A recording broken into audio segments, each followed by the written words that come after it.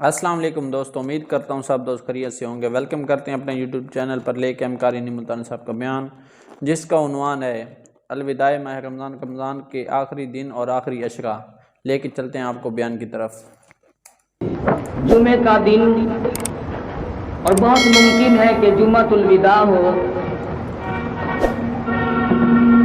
الوداع کی معنی آخری کے ہیں۔ عموماً ذہن میں اور اصطلاح میں یہ بات سمجھ میں آتی ہے کہ رمضان کے مہینے کا آخری جمعہ، اور نہ معلوم ہم میں سے کس کس کے لیے زندگی بھر کے آخری جمعہ۔ یقین کریں پچھلے سال، گزشتہ سال اس دن میں ہزاروں، لاکھوں، کروڑوں کی تعداد میں لوگ دنیا میں کھا رہے تھے، پی رہے تھے، کما رہے تھے، چل رہے تھے، دنیا بھر کے دھندے کر رہے تھے۔ آج قبروں میں جا کے دیکھو آہیں بھر رہے ہیں۔ موت نے ان کے تمام تر حالات کو کاٹ کے رکھ دیا۔ حضور اکرم صلی اللہ علیہ وسلم نے ارشاد فرمایا، مبارک ہے وہ آدمی جس کی زندگی میں بار بار رمضان المبارک کا مہینہ آئے اور وہ اپنی زندگی بھر کی خطاؤں اور گناہوں کو معافی کا ذریعہ بنا لے۔ اس قسم کی ریاضت، اس قسم کی عبادت، ایسی محنت اور جدوجہد کرے، اللہ تبارک و تعالیٰ کے یہاں پسند آ جائے اور خدا مرتے وقت یہ فرما دے کہ جا، تو اس قابل تو نہیں تھا لیکن میری کریمی نے تجھے معاف کر دیا۔ علماء کرام نے لکھا ہے، ارشاد فرمایا مدنی کریم صلی اللہ تعالی علیہ وسلم نے لوگوں،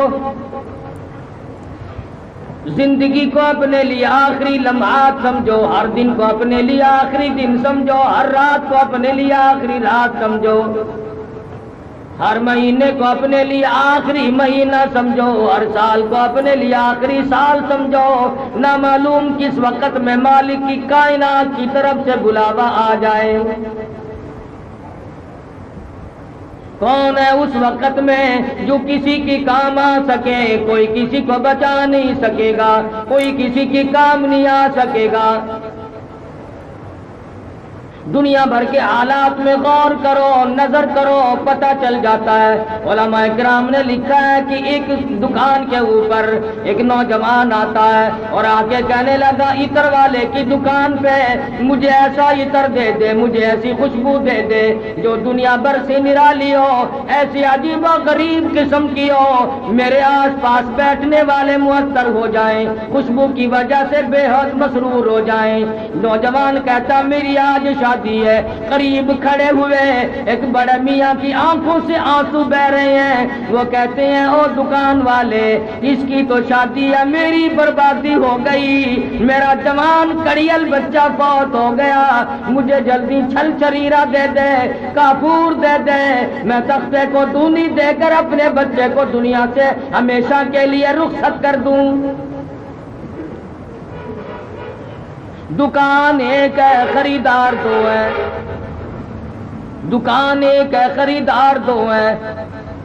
دوسری دکان کے اوپر نوجوان کھڑا ہے، کہتا مجھے ایسے کا ایسا کپڑا دے دے، اتنا بہترین قسم کا کپڑا دے دے، میری شادی میں کام آ جائے، میری شادی میں دھن دھن ہو جائے۔ دوسرا بڑا میاں کہتا ہے، اس کی تو شادی ہے، میری بربادی ہو گئی، میرا جوان بیٹا فوت ہو گیا، مجھے لٹھا کفن کے لیے چاہیے۔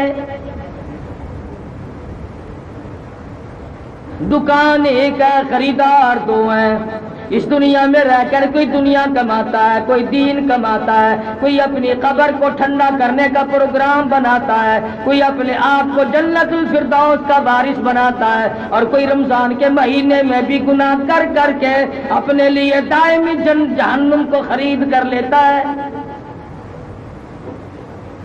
ارشاد فرمایا مدنی کریم صلی اللہ تعالی وسلم نے، مشکاہ شریف میں حدیث موجود ہے، او لوگوں، موت کے وقت کی پیاس سے پناہ مانگو، اتنی سخت پیاس لگتی ہے آدمی کو سمندر پلا دو پیاس نہیں بجھتی۔ امام الانبیاء محبوب کبریا حضرت محمد مصطفیٰ صلی اللہ علیہ وسلم نے ارشاد فرمایا، او لوگوں، او دنیا والوں، موت کے وقت کی تلخی سے پناہ مانگو۔ اتنی شدید تلخی آتی ہے، اتنی بری تلخی آتی ہے، اتنا کڑوا پن ہوتا ہے کہ ساری عمر میں اتنی کوئی چیز تلخ دیکھی نہیں ہوتی۔ موت کے بعد سینکڑوں ہزاروں سال تک سارے بدن میں کڑوا پن رہ جاتا ہے۔ علماء کرام نے لکھا ہے کہ بنی اسرائیل کے 2 پیغمبر گورستان اور قبرستان میں پہنچے اور وہاں جا کر اللہ میاں کے حضور میں دعا کی، یا اللہ ایک مردہ ہم پہ ظاہر کر دے، ہم اس سے قبر کا کچھ حال پوچھنا چاہتے ہیں۔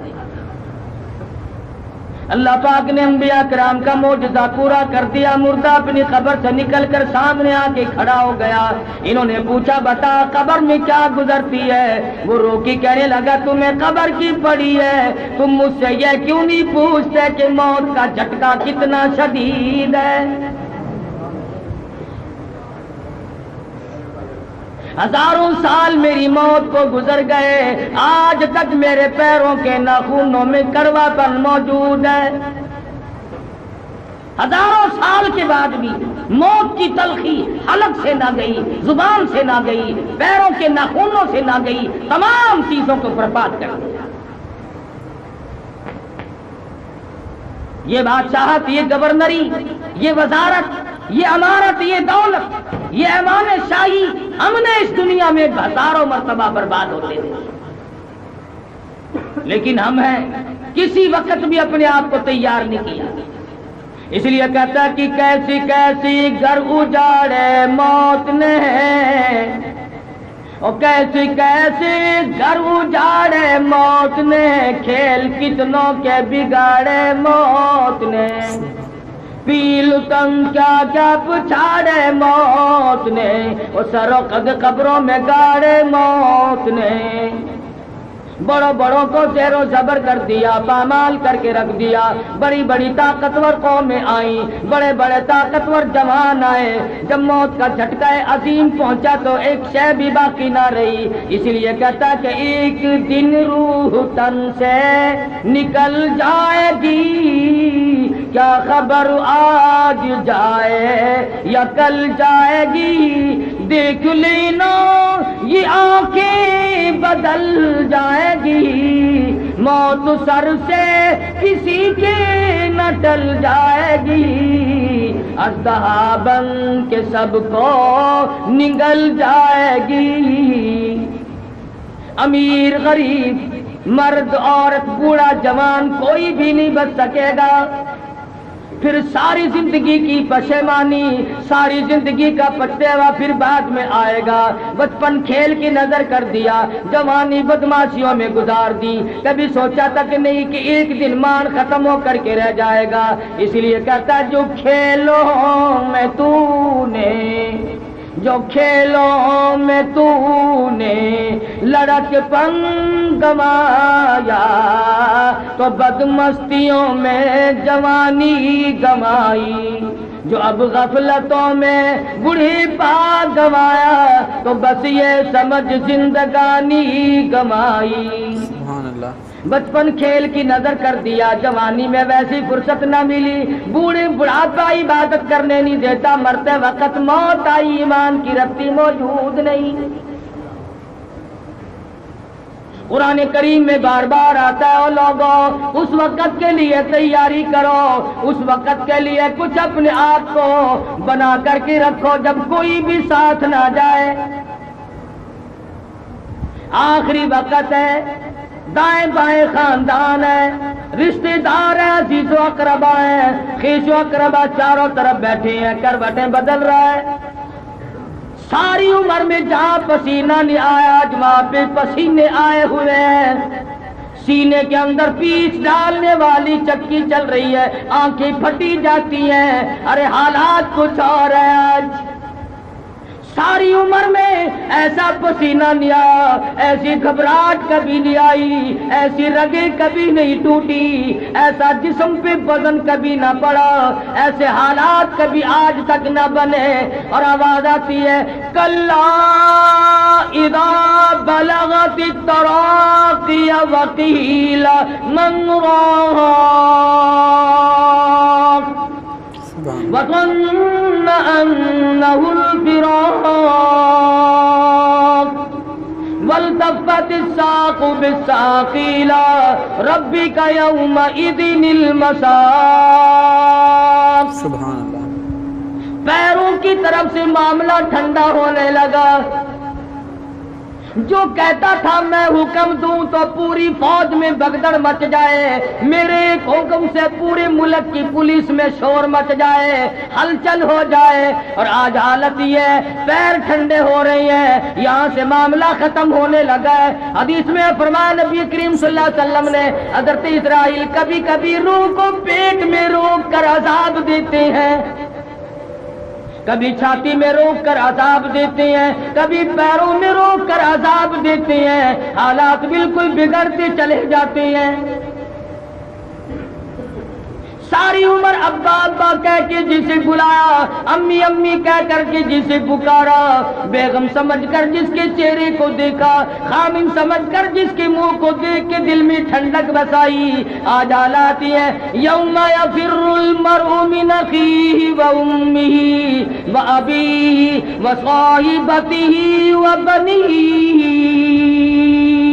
سبحان اللہ، ماشاء اللہ۔ اماں ابا بیوی اولاد کوئی بھی ساتھ جانے کو تیار ہے۔ آج تک کسی کے ساتھ کوئی گیا نہیں، نہ کوئی جا سکے گا۔ کس کا ارادہ ہے؟ کون ایسا جگر رکھتا ہے؟ کون ایسا اپنے آپ کو تیار کرتا ہے کہ میں کسی کے ساتھ جا سکوں؟ اعمال، اپنا ایمان، اپنی کرتوت، اپنی زندگی بھر کا کردار، وہ صرف ساتھ جائے گا اور کوئی شے ساتھ نہیں جا سکتا۔ محمد مصطفیٰ صلی اللہ تعالی علیہ وسلم نے امت کو بارہا سمجھا دی بات۔ ارشاد فرمایا قبر میں جانے سے پہلے پہلے اس کے لیے کچھ تیاری کرو۔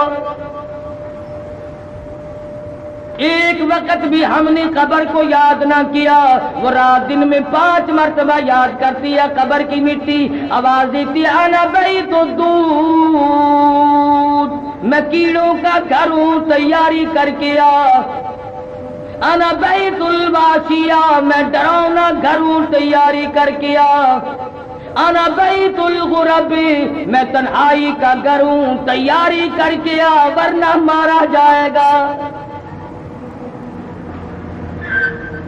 مسلمان قوم تیاری کرا کرتی تھی، راتوں کو رویا کرتے تھے، دن کو عبادت کرتے تھے، اللہ میاں سے ڈر اور خوف ہر وقت اپنے دلوں میں بسایا کرتے تھے، تب جا کر کے ساری زندگی کامیاب بنتی تھی۔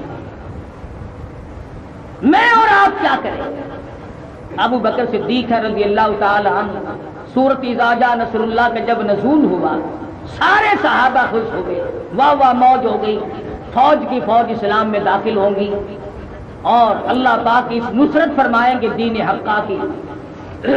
سارے مدینے کے باشندے خوش ہیں، راضی ہیں، لیکن ایک ابو بکر صدیق ہے جو علیحدہ کونے اور گوشے میں بیٹھ کے بے تحاشا رو رہے ہیں۔ کسی نے کہا ابو بکر آپ روئے کیوں؟ آج تو صورت خوشی کی اتری کہ اللہ کی نصرت آئے گی، فوج کی فوج اسلام میں داخل ہوں گی۔ ابو بکر صدیق فرمانے لگی تم نے آخری لفظ پہ غور نہ کیا، فسبح بحمد ربک واستغفر انہ کان توابا۔ اس کا مطلب صاحب میری سمجھ میں آ گیا، میرے آقا کی جدائی کا وقت آ پہنچا۔ اللہ میاں نے حضور اکرم صلی اللہ علیہ وسلم کو بلانے کا پروگرام بنا لیا، وقت آ پہنچا کہ حضور ہم سے جدا ہو جائیں گے۔ صحابہ اس وقت تو بڑے حیران ہوئے کہ ابو بکر کیا کہہ رہا ہے، ایسی کیا ہو جائے؟ محمد مصطفیٰ صلی اللہ تعالی علیہ وسلم دنیا سے ریلت کر جائے، جنہوں نے ساری زندگی اس خوف خدا میں گزار دی، سیدہ عائشہ صدیقہ رضی اللہ تعالیٰ عنہ فرماتی ہیں راتوں کو اتنے لمبے لمبے سجدے، اتنی گریا ساری، اتنی آہو بکا ہوا کرتی تھی۔ فرماتی ہیں سیدہ عائشہ صدیقہ جہاں حضور نے سجدہ فرمایا میں نے ہاتھ رکھا زمین گیلی اور تر ہو چکی تھی۔ حضور کے آنسوؤں سے آج ہم درد کر لیں گے، رو لیں گے، بیماریوں پہ رونا آ جائے گا، عزیز و اقربا کی موت پہ رونا آ جائے گا، اپنی روح سیاہی پہ آج تک ہمیں رونا کبھی نہیں آیا۔ کون سوچے؟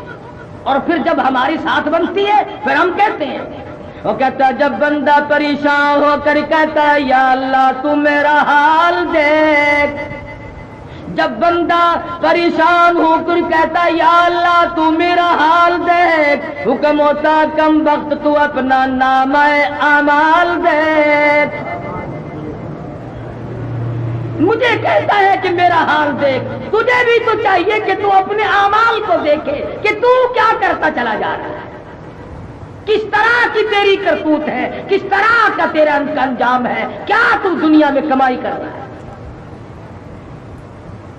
ابو بکر صدیق رضی اللہ تعالیٰ عنہ کا خدشہ سچا ثابت ہوا۔ حجۃ الوداع کا زمانہ ہے، پیغمبر خدا صلی اللہ تعالی علیہ وسلم نے حج فرمایا، 1.25 لاکھ کے قریب صحابہ موجود ہیں، حضور اونٹنی پہ سوار ہے، سیاہ امامہ باندھا ہوا ہے، میدان عرفات ہے، ارشاد فرمایا لوگوں میری بات سنو، شاید آئندہ سال میری تمہاری ملاقات نہ ہو سکے، میری آخری بات سن لو، شاید مجھے تم آئندہ نہ دیکھ سکو، یا تم میں سے کس کی موت آ جائے یا میری موت واقع ہو جائے، انک میت وانہم میتون۔ سبحان اللہ۔ کالی کملی والے صلی اللہ علیہ وسلم جن آج کے بعد کا بھی وقت آئے گا، ساری امت کا، پوری دنیا کا، پورے نظام کی بربادی آئے گی۔ فرمایا لوگوں الصلاۃ، نماز کی پابندی کرنا، ایک نماز بھی جس نے جان بوجھ کر ترک کر دی، میں محمد الرسول اللہ کا وہ امتی نہیں، میرا اس سے واسطہ کوئی نہیں، جان بوجھ کر آمدن۔ فرمایا لوگوں یتیموں کا خیال کرنا، محتاجوں کا خیال کرنا، غریبوں کا خیال کرنا، کسی کا مال نہ کھانا، کسی کمزور کو ستانا مت۔ حجۃ الوداع سے مکہ معظمہ میں واپسی ہوئی، سر مبارک میں درد ہو گیا، مدینہ طیبہ کا ارادہ ہو گیا، راستے میں شدت کا بخار ہوا، مدینہ منورہ اللہ ہر مسلمان کو زیارت نصیب فرمائے، پہنچتے پہنچتے بخار ہو گیا، بخار شدت اختیار کر گیا، مدینہ طیبہ میں پہنچے، بے ہوشی شروع ہو گئی، اس لیے سنا رہا ہوں، ارے شہنشاہ کائنات کا آخری وقت آ گیا، وہ دنیا سے رخصت ہو گئے، میری تیری کیا مجال ہے۔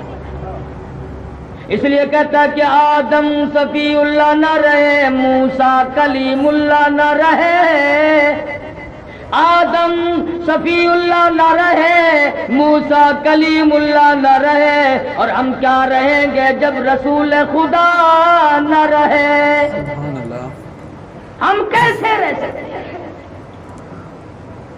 بے ہوشی شروع ہو گئی، نماز کا وقت قریب ہے، صحابہ حیران ہے، 23 برس تک جنہوں نے کالی کملی والے صلی اللہ علیہ وسلم کے پیچھے نمازیں پڑھی ہو، جن کا امام امام الانبیاء ہو، جن کا امام امام الملائکہ ہو، جن کا امام شہنشاہ کائنات ہو، وہ کیوں نہ پریشان ہو۔ صحابہ چاروں طرف دروازوں کی کھڑے ہیں، آج حضور تشریف نہ لائے، کیا بات ہے۔ دیوانے، پروانے، مستانے، عشق کے پریشان حال چاروں طرف چکر لگا رہے ہیں، با صحابہ جنگل کی طرف نکل رہے ہیں، بلال حبشی نے جب یہ سنا تیرے آقا بے ہوش ہے، میرے آقا بے ہوش ہے، رو پڑا اور کہنے لگا لم تلدنی امی،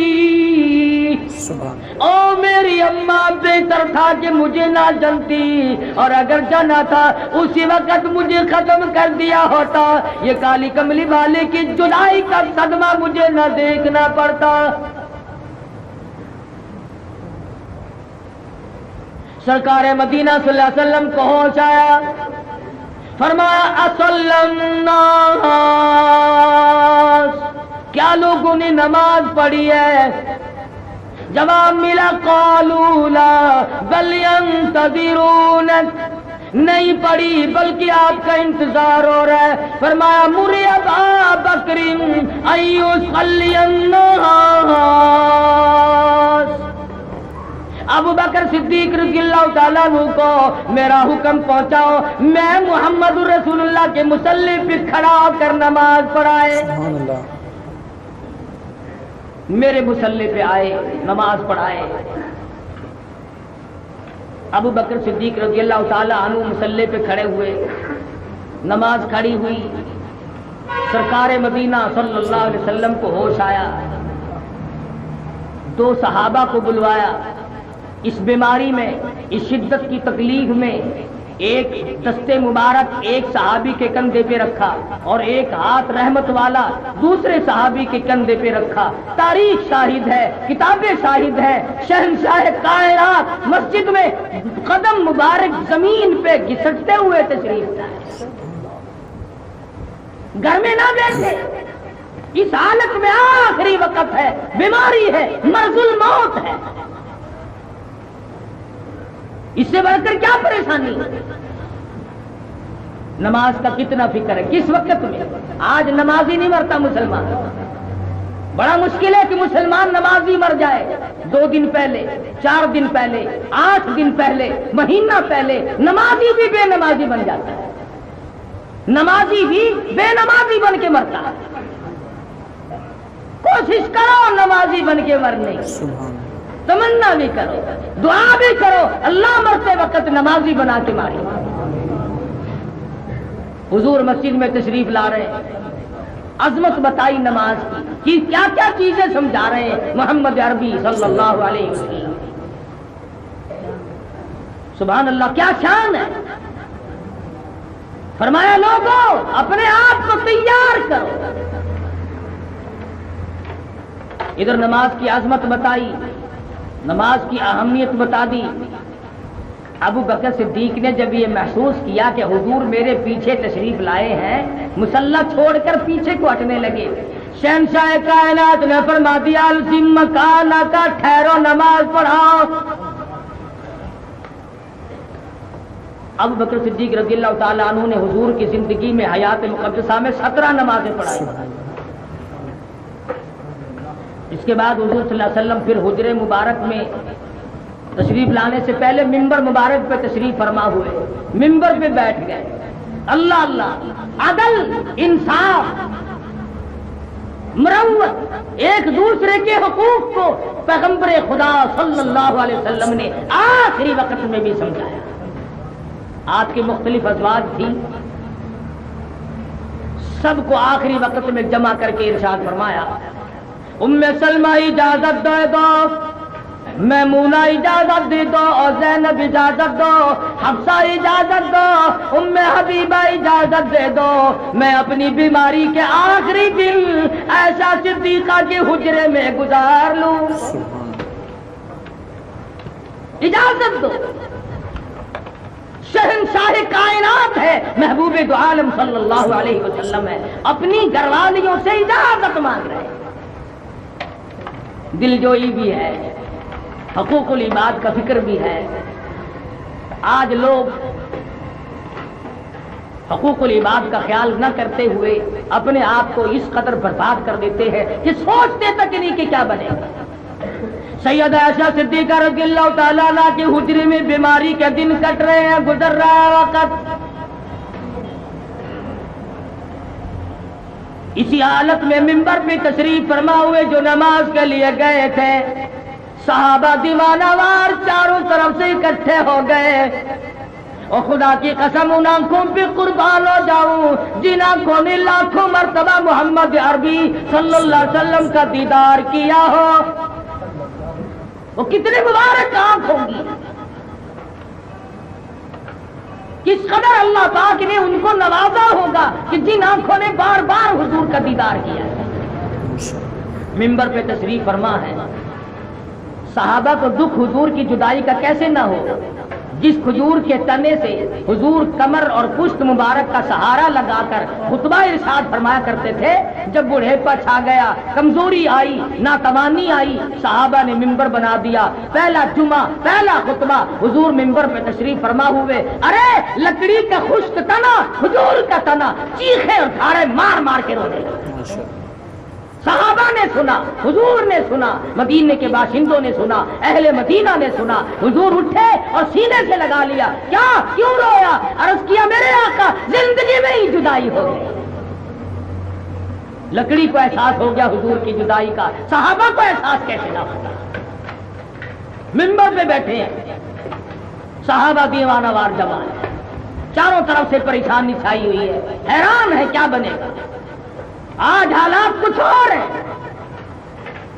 حضور اکرم صلی اللہ علیہ وسلم نے فرما دیا، لوگوں موت سب کی آئے گی، آج تک ہمیشہ کے لیے دنیا میں کوئی نہ رہا، لہذا میرا آخری وقت ہے۔ فرمانے لگے الوداع الوداع اے دوستو اب جلد اتر جائیں گے ہم،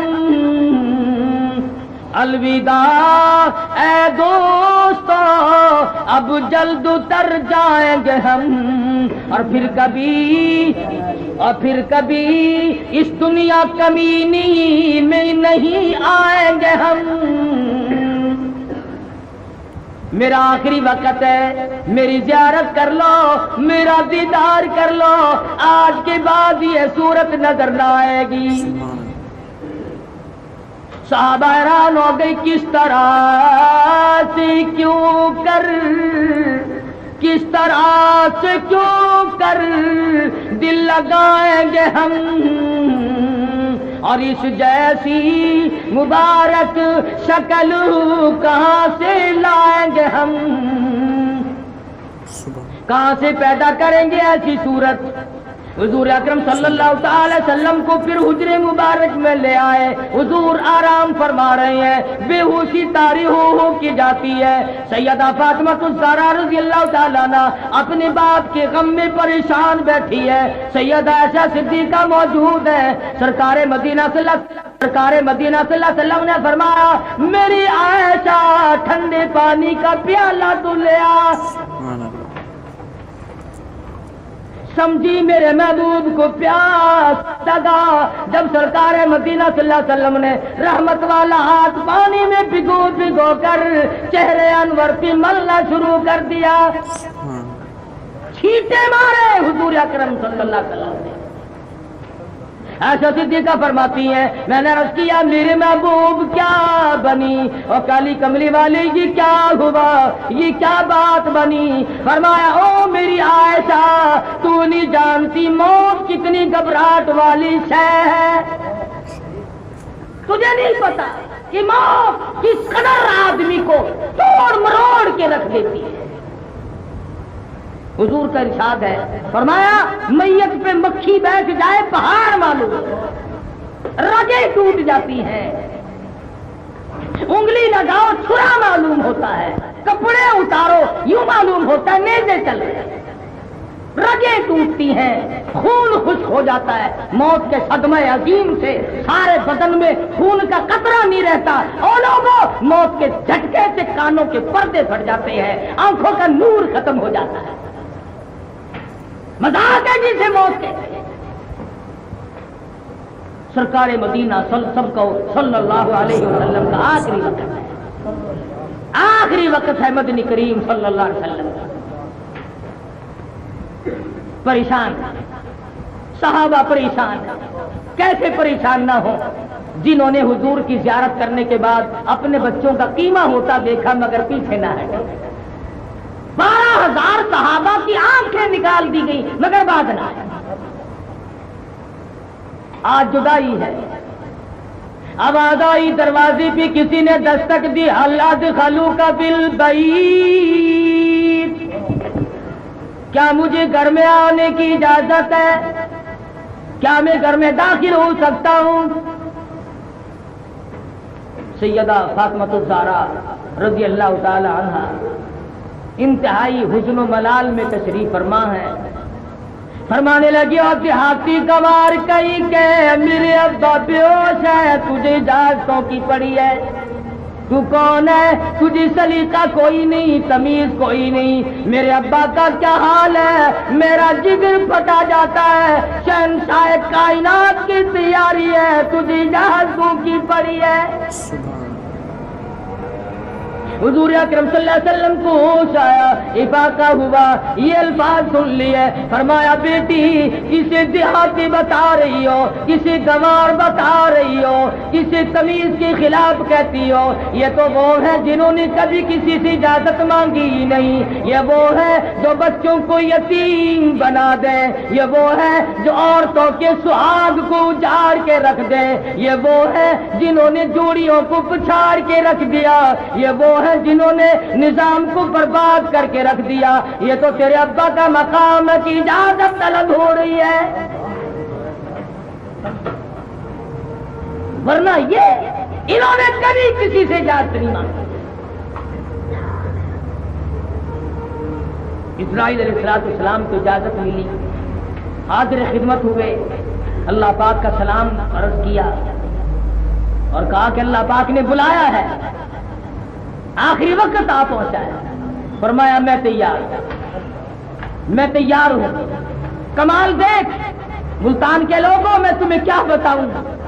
جبریل آئے، جبریل امین نے آ کے عرض کیا آقا ارشاد فرماؤ دارالسلام میں، جنت الفردوس میں، جنت النعیم میں، بہشت میں، فلاں مقام میں، کس مقام پہ کون سے جنت کے حصے میں آپ کا مقبرہ، آپ کا مزار، آپ کی قبر مبارک تیار کی جائے، جہاں حکم دو گے وہی بنا دی جائے گی. فرمایا جبریل تم میری قبر جنت میں بناؤ، بلال تڑپ تڑپ کے مر جائے گا. ارے یہ میرے دیوانے جنہوں نے میری وجہ سے جانوں کے ٹکڑے کرا لیے، خیمے بنوا دیے، آنکھیں نکلوا لی، سمیہ نے ٹکڑے کرا لیے، زنیرہ کی آنکھیں نکال دی گئی، لبینہ کا چمڑا ادھیڑ دیا گیا، یہ سب کچھ میری وجہ سے ہوا. یہاں مدینے میں میری خبر بنے، میں بے وفا نہیں. فرمایا جا بنا کر خلد میں میرا مزار، امت آسی بھی ہو جائے گی بے قرار. کس طرح سے کیوں کر گوارا کروں، امت آسی کو کیوں کر چھوڑ دوں. میں اپنی امت کو چھوڑ کے ادھر ادھر نہیں جا سکتا. اسرائیل کو اجازت ملی. کتنی محبت ہے نبی صلی اللہ علیہ وسلم کو، اپنی امت سے کتنا پیار ہے. روح مبارک قبض کرتے کرتے حضرت اسرائیل علیہ السلام جب گھٹنوں کے قریب پہنچے، شہنشاہ کائنات صلی اللہ علیہ وسلم نے فرمایا اسرائیل کچھ تکلیف سی محسوس کرتا ہے، کچھ مجھے تکلیف ہو رہی ہے. عرض کیا میرے آقا میری کیا مجال ہے کہ میں آپ کو تکلیف دوں. فرمایا تیرا تکلیف دینے کا پروگرام نہیں، تو تکلیف دیا نہیں چاہتا اور میری حالت بگڑ رہی ہے، مجھے بڑی سخت تکلیف ہو رہی ہے. یہ تو تیرا تکلیف نہ دینے کا ارادہ ہوتے ہوئے تکلیف ہے. امت کے جن لوگوں کو دکھ دے گا، امت کے جن لوگوں کو عذاب دے گا، امت کے جن لوگوں کو تکلیف دے گا، ان کا کیا حال بنے گا. اور اسرائیل سن لے، میری ایک تمنا ہے، میری ایک آرزو ہے، میری ایک حسرت ہے، میری ایک تمنا ہے. جتنے تکلیف ساری امت کو دینی ہے آج میں محمد رسول اللہ کی چھاتی پہ ختم کر لے. سبحان اللہ. جتنی تکلیف ساری امت کو دینی ہے وہ ساری کی ساری آج میں اکیلے محمد मोहम्मद रसूलुल्लाह को दे ले, मेरी उम्मत को तकलीफ ना देना। डूब के मर जा मुसलमान कहलाता हुआ, तेरा नबी कितना वफादार है, आखिरी वक्त में भी तेरी जगह तकलीफ उठाना चाहते हैं, और डूब के मर जा। आज तू काली कमली वाले की शक्ल को पसंद नहीं करता, दीन को पसंद नहीं करता, अखलाक किरदार को पसंद नहीं करता। हुजूर अकरम सल्लल्लाहु अलैहि वसल्लम को दुनिया से रुखसत कर दिया गया। इब्न हशाम ने लिखा है सीरत इब्न हशाम में कि जब हुजूर अकरम सल्लल्लाहु अलैहि वसल्लम को लहद में उतारने लगे तो लब मुबारक हरकत कर रहे थे, कान लगाकर आवाज सुनी तो यही आवाज थी, रब्बी हबली उम्मती, रब्बी हबली उम्मती, रब्बी हबली उम्मती। मौला मेरी उम्मत को माफ कर दे, मौला मेरी उम्मत को माफ कर दे। सारी सारी रात रो रो के दुआएं मांगी, आखिरी वक्त में भी तेरी परेशानी का एहसास है।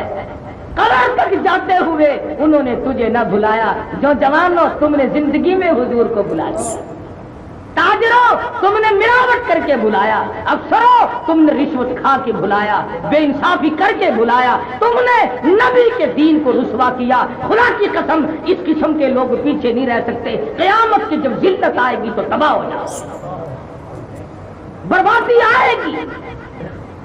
ऐसा नाजुक वक्त आने वाला है कि इब्राहिम खलीलुल्लाह जैसे हजारों अंबिया का जद्दे अमजद खलीलुल्लाह भी ये कह उठे, या अल्लाह मैं अपने सिवा किसी का सवाल नहीं करता। नबी घबरा जाए, रसूल घबरा जाए, वली घबरा जाए, गौस और कुतुब और अब्दाल हिल जाए, मेरी तेरी उस वक्त क्या हस्ती क्या मजाल है। मगर इंसान सोचता ही नहीं, रोजे खाए फिरते हैं, रिश्वत बटोर रहे हैं, मिलावट करके रुपया कमा रहे हैं, ईद की तैयारी हो रही है। अल्लाह मियां देख नहीं रहा कि ये लोग बजाय बख्शिश मांगने के जहन्नुम मांग रहे हैं। फरमाया 2 वक्त मैंने तुम्हारे लिए खोल के रख दिए, जो मांगोगे दूंगा।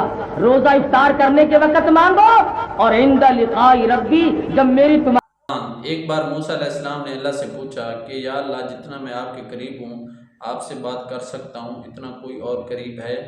अल्लाह ताला ने फरमाया, ए मूसा, आखिरी वक्त में एक उम्मत मोहम्मद सल्लल्लाहु अलैहि वसल्लम की होगी, और उस उम्मत को एक महीना ऐसा मिलेगा जिसमें वो खुश्क होंठों, प्यासी ज़बान, सूखी हुई आँखें, भूखे पेट जब अफ्तार करने बैठेगी, तब मैं उनके बहुत करीब होऊंगा।